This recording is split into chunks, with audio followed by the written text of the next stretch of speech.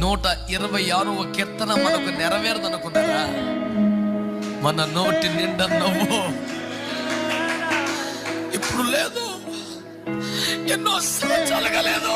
దుఃఖమే, నింద, అవమానమే, శ్రమే, పోరాటమే, బలహీనతమే, పడి లేవడమే బతుకు. అండి వెల్కమ్. నోటి నిండా నవ్వు ఉంటుందట. సంతోషంతో పనులు మోసుకొస్తున్నావా? అదోని వస్తుంది.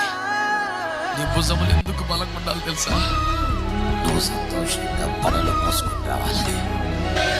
నానా, నీ కొరకు నియమించబడ్డ పంట ఎటు పోదు నాన్న. నీ కొరకు నియమించబడ్డ పంట ఎటు పోదు నాన్న. టెన్షన్ పడద్దు, వ్యర్థ ప్రయత్నాలు చెయ్యొద్దు, మానవ ప్రయత్నాలు చెయ్యొద్దు. నీ బాధ కష్టం ఏదుంటది ఆయనకి 126వ కీర్తన మనకు నెరవేరదనుకున్నారా?